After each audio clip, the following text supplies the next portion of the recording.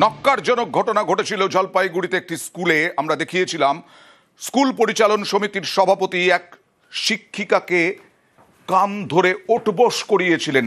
এই দেখুন, কান ধরে ওঠবোস করানো হয়েছিল।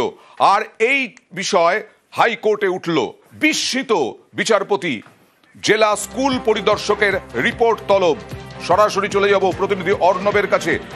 অর্ণব, তোমার কাছ থেকেই সংক্ষেপে কি ঘটেছিল সেটা জানতে চাইব, কেন ঘটেছিল এবং আজকে বিচারপতি কি বললেন।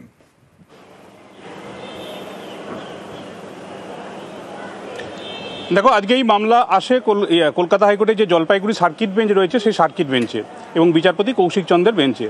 ঘটনা হলো প্রাথমিক বা বিদ্যালয়ে ভর্তি করাকে ঘিরে একটা গণ্ডগোল শুরু হয় এবং প্রধান শিক্ষিকা এবং তুমি যেমনটা বললে স্কুল পরিচালন সমিতির যিনি সভাপতি, এই দুজনের মধ্যে। এবং এই বিষয়টা এতটাই তিক্ততার পর্যায়ে পৌঁছয় এবং যে স্কুল, সেই স্কুল কিন্তু অত্যন্ত নামকরা স্কুল। সুনীতিবালা জলপাইগুড়ি শহরের অত্যন্ত নামকরা একটু, জলপাইগুড়ি জেলার মধ্যে অত্যন্ত নামী স্কুলগুলোর একটা। সেই বিদ্যালয়ের প্রধান শিক্ষককে এই ঘটনার সূত্রপাতে তাকে কান ধরে উদ্বোস করার এই পানিশমেন্ট দেওয়া হয়, সাজা দেওয়া হয়, এমনটাই মামলায় অভিযোগ ছিল। এবং কার্যত এই ঘটনাটা পরিবারের কাছে গিয়ে যখন প্রধান শিক্ষিকা বলেন এবং যেভাবে সামনে আসে, তাতে এই ছবি সামনে আসার পর আরও তিনি ভিতর থেকে ভেঙে পড়েন এবং কার্যত একটা বিষয়কে সামনে রেখে তাকে যেভাবে এই পানিশমেন্ট দেওয়া হয়েছে সেটা তিনি মেনে নিতে পারেননি। শেষমেশ কলকাতা হাইকোর্টে তিনি মামলা করেন এবং মামলায় পুরো ঘটনাটার হাইকোর্টের হস্তক্ষেপ প্রার্থনা করেন এবং শেষমেশ সেই মামলা আজ যখন শুনানিতে আসে বিচারপতি চন্দ্রের বেঞ্চে, এই অভিযোগটা জানার পর, অর্থাৎ সিসিটিভির ফুটেজ রয়েছে এবং ভিডিও ফুটেজে দেখা যাচ্ছে প্রধান শিক্ষাকে উদ্বোস করানো হচ্ছে, সেখানে উপস্থিত দুজন, যাদের আবার অন্তত মামলার চলাকালীন যে অভিযোগগুলো উঠে আসে, ক্রাইম ইনসিডেন্ট রয়েছে, তা পূর্ব অভিজ্ঞতা রয়েছে অপরাধের ক্ষেত্রে, যারা করছে এই ধরনের ঘটনা ঘটাচ্ছে, যাদের দিকে অভিযোগ।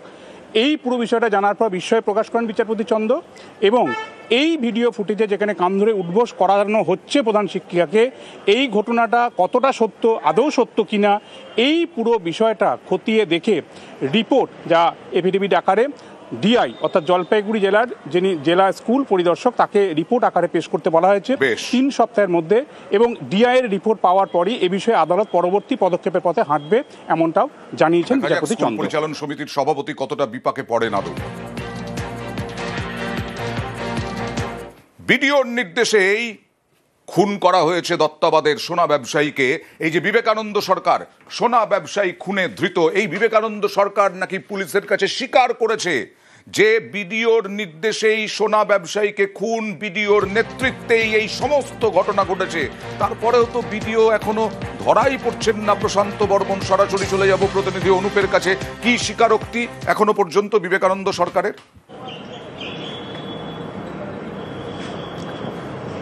তবে স্বর্ণ ব্যবসায়ী খুনের ঘটনা, সেই খুনের ঘটনা ইতিমধ্যেই কিন্তু একেবারে গ্রেপ্তার করা হয়েছে বিবেকানন্দ সরকারকে এবং হেফাজতে নেওয়ার পরবর্তী ক্ষেত্রে জিজ্ঞাসাবাদ, সেই জিজ্ঞাসাবাদে কিন্তু একেবারে 3 জন অভিযুক্ত যে স্বীকারোক্তি দিয়েছিল, একেবারে চতুর্থ অভিযুক্ত বিবেকানন্দ সরকার একই রকম স্বীকারোক্তি দিল। বিডিওর নেতৃত্বেই কিন্তু গোটাই ঘটনা ঘটেছে, বিডিওর নেতৃত্বেই কিন্তু খুনের ঘটনা ঘটেছে এবং বিডিওর নির্দেশ ছিল যে সমস্ত জিনিস ব্যবহার করা হয়েছিল মারধরের ক্ষেত্রে, লাঠি থেকে শুরু করে অন্যদিকে লোহার রড থেকে শুরু করে বেল্ট, এই প্রত্যেকটি কিন্তু ফেলার নির্দেশ দিয়েছিল।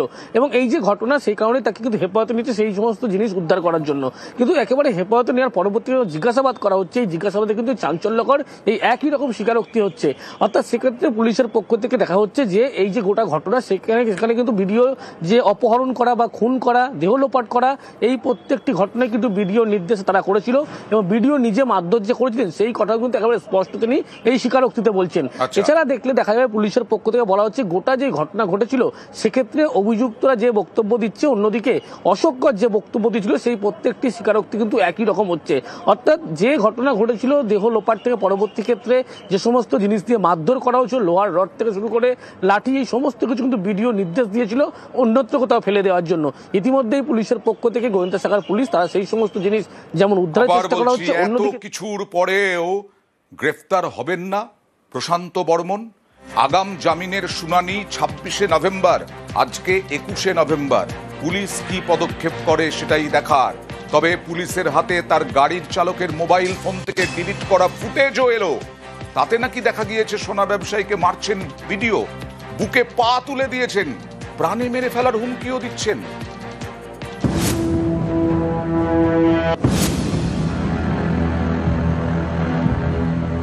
স্বপন কামিল্লা, সল্টলেকের দত্তাবাদে সোনার দোকান। গত 30শে অক্টোবর নিউ টাউনের যাত্রাগাছি থেকে তার ক্ষতবিক্ষত দেহ উদ্ধার হয়। জলপাইগুড়ির রাজগঞ্জের বিডিও প্রশান্ত বর্মনের বিরুদ্ধে খুনের অভিযোগ দায়ের করে নিহতের পরিবার, যার ভিত্তিতে এফআইআর হয়। এই ঘটনায় আগেই বিডিওর গাড়ি চালক রাজু ঢালিকে গ্রেপ্তার করেছে পুলিশ। তদন্তকারীদের দাবি, রাজুর মোবাইল ফোন থেকে মিলেছে ডিলিট করে দেওয়া ভিডিও ফুটেজ। বিস্ফোরক সেই ফুটেজে নাকি দেখা গিয়েছে সোনা ব্যবসায়ী স্বপন কামিল্লার বুকে পা তুলে মারছেন রাজগঞ্জের বিডিও প্রশান্ত বর্মন, প্রাণে মেরে ফেলার হুমকি দিচ্ছেন। রাজবংশী ভাষায় বলছেন, আমি বুঝে নেব। বিডিওর পরনে কালো গেঞ্জি এবং হাফ প্যান্ট। বিডিও প্রশান্ত বর্মনের গাড়ির চালক রাজু ঢালিকে জেরা করে তদন্তকারীরা জানতে পেরেছেন, রাজগঞ্জের বিডিও রাজুকে নির্দেশ দেন মোবাইল ফোন থেকে সব ভিডিও ডিলিট করে দিতে। কিন্তু একটা ভিডিও রেখে দিয়েছিলেন রাজু। সেই ভিডিও আগেই বাজেয়াপ্ত করেন তদন্তকারীরা। তাতে নাকি দেখা গিয়েছে সোনা ব্যবসায়ীকে মারধর করছেন বিডিও প্রশান্ত বর্মন। মারধর করছেন আরও বেশ কয়েকজন। মারতে মারতে ক্লান্ত হয়ে পড়েন প্রশান্ত বর্মন। তখন বাকিদের নির্দেশ দেন মারধর চালিয়ে যেতে। বলেন, মারা গেলে তিনি বুঝে নেবেন। তদন্তকারীদের সন্দেহ, নিজেকে বাঁচানোর জন্যই একটি ভিডিও নিজের মোবাইল ফোনে রেখে দিয়েছিলেন রাজু। এবার তার মোবাইল ফোন থেকে উদ্ধার হলো ডিলিট করে দেওয়া ভিডিও ফুটেজ, যে ভিডিওয়ে নাকি দেখা গিয়েছে সোনা ব্যবসায়ীর বুকে পা তুলে মারছেন বিডিও প্রশান্ত বর্মন। গত 30শে অক্টোবর নিউ টাউনের যাত্রাগাছি থেকে সোনা ব্যবসায়ী স্বপন কামিল্লার ক্ষতবিক্ষত দেহ উদ্ধার হয়। এই ঘটনায় ইতিমধ্যে বেশ কয়েকজনকে গ্রেপ্তার করা হয়েছে। পুলিশের জালে বিডিওর গাড়ি চালক রাজু ঢালি, বিডিও ঘনিষ্ঠ বলে পরিচিত ঠিকাদার তুফান থাপা, কোচবিহার 2 নম্বর ব্লকের তৃণমূল সভাপতি সজল সরকার এবং সজলের গাড়ির চালক বিবেকানন্দ সরকার। বুধবার গভীর রাতে এই 4 জনকে নিয়ে খুনের ঘটনার পুনর্নির্মাণ করে পুলিশ। যে কায়দায় একেবারে স্বর্ণ ব্যবসায়ীকে অপহরণ করা হয়েছিল, ঠিক একই কায়দায় অভিযুক্তদের সঙ্গে নিয়ে কিভাবে সেদিনকে অপহরণ করে এবি ব্লকের ফ্ল্যাটে নিয়ে যাওয়া হয়েছিল এবং সেখান থেকে কিভাবে দেহ লোপাট করা হয়েছিল, অভিযুক্তদের সঙ্গে নিয়ে বুধবার রাতে এই ঘটনার পুনর্নির্মাণ করলো বিধাননগর গোয়েন্দা শাখার পুলিশ। সোনা ব্যবসায়ী খুনের তদন্তের জাল একটু একটু করে গুটিয়ে আনছে পুলিশ। অনেকেই মনে করছেন এতে চাপে রাজগঞ্জের বিডিও গ্রেপ্তার হতে পারেন এই আশঙ্কায়, তাই আগাম জামিনের আবেদন জানিয়েছেন তিনি। বারাসাত জেলা দায়রা আদালতে 26শে নভেম্বর শুনানির সম্ভাবনা। অনুপ চক্রবর্তী, নিউজ 18 বাংলা। এইবার জালে ভুয়ো আইপিএস আলিপুরদুয়ারে গ্রেফতার। আইপিএস নিজেকে পরিচয় দিয়ে বিভিন্ন কাজকর্ম করা আলিপুরদুয়ারের নামী হোটেলে ভুয়ো পরিচয়ে আস্তানা। হোটেলে দেবব্রত চক্রবর্তী পরিচয়ে থাকার অভিযোগ। কথা বলবো প্রতিনিধি রাজকুমারের সঙ্গে। রাজকুমার, এই হোটেলে কেন উঠেছিলেন এই ব্যক্তি? কি পরিচয় দিয়েছিলেন? কেনই বা দিয়েছিলেন? দেখো অয়নদা, আলিপুরদুয়ার শহরের যে শোভাগঞ্জ বাস স্ট্যান্ড লাগোয়া এই হোটেলে কিন্তু 2 দিন আগে এই ব্যক্তি উঠেছিলেন এবং যেটা জানা যাচ্ছে যে সেখানে হোটেলে তিনি তার নাম বলেছেন দেবব্রত চক্রবর্তী। এই দেবব্রত চক্রবর্তী শুধু নামই দেননি, দেবব্রত চক্রবর্তীর একটি ভুয়ো আধার কার্ডও তিনি জমা দিয়েছেন। এবং জমা দিয়ে এবং আরো জানা যাচ্ছে যে এই ব্যক্তির সঙ্গে আরো একজন ছিল, তারা একই রুমে এই হোটেলে ছিল। কিন্তু এরা এখানে আলিপুরদুয়ারে এসে দুদিন থেকে কিন্তু বিভিন্ন ব্যবসায়ীদের কাছ থেকে নিজেকে কেন্দ্রীয় যে গোয়েন্দা সংস্থা অর্থাৎ আইবি যে অফিসার, আইপিএস অফিসার পরিচয় দিয়ে আর্থিক প্রতারণার একটা জাল বুঝেছিল। এইটা পুলিশের কাছে খবর যায় এবং পুলিশের কাছে খবর গেলে পুলিশ কিন্তু অভিযান চালায় গোপন সূত্রে খবরের ভিত্তিতে। এবং সেই অভিযানে আলিপুরদুয়ার শহরের যে ট্রান্সপোর্ট এলাকা, সেই ট্রান্সপোর্ট এলাকা থেকে এই 2 জনকেই প্রথমে পুলিশ আটক করে। তারপর জিজ্ঞাসাবাদের পর যখন দেখা গেছে একজন নির্দোষ আর যে দোষী তাকে এই যে গ্রেফতার করা হয়েছে, তার কাছ থেকে ভুয়ো আইপিএস অফিসার আইডেন্টিটি কার্ড এবং একাধিক ভোটার কার্ড এবং আধার কার্ড যেগুলো ফেক সেগুলো উদ্ধার হয়েছে। ইতিমধ্যেই এই 2 ব্যক্তিকে গ্রেপ্তার ব্যক্তিকে কিন্তু আদালতে তুলে আরো তদন্তের জন্য হেফাজতে পেয়েছে পুলিশ।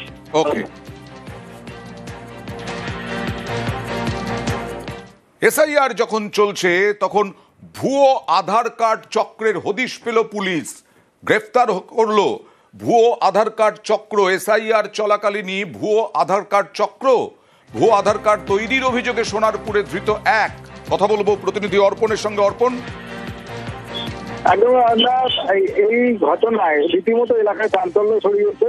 ঘাসিয়ারা এলাকায় কল্পদেব মণ্ডল তাকে গ্রেপ্তার করেছে। আর সব থেকে আশ্চর্যের বিষয়, তার বাড়ির থেকে যেসব সামগ্রী উদ্ধার হয়েছে সেটা যথেষ্ট ভাবাচ্ছে পুলিশকে, কারণ তার বাড়ি থেকে উদ্ধার হয়েছে ভুয়ো বিভিন্ন জনের নাম লেখা, নামবিহীন আধার কার্ড, ফিঙ্গারপ্রিন্টের machine, web camera, scanner camera এবং তার সঙ্গে ল্যাপটপ, প্রিন্টার সহ একাধিক আধার তৈরির নানান সামগ্রী। আর পুলিশ যেটা মনে করছেন যে দীর্ঘদিন ধরেই এই এলাকায় এইভাবেই ভুয়ো আধার কার্ড তৈরি করত। গোপন সূত্রে পুলিশ খবর পায় এবং তার বাড়িতে তল্লাশি চালিয়ে এই সামগ্রী উদ্ধার হয়েছে। আর তাকে বারুইপুর মহকুমা আদালতে পেশ করা হয় এবং নিজেদের হেফাজতে চেয়ে আবেদন জানিয়েছে পুলিশ। ওকে।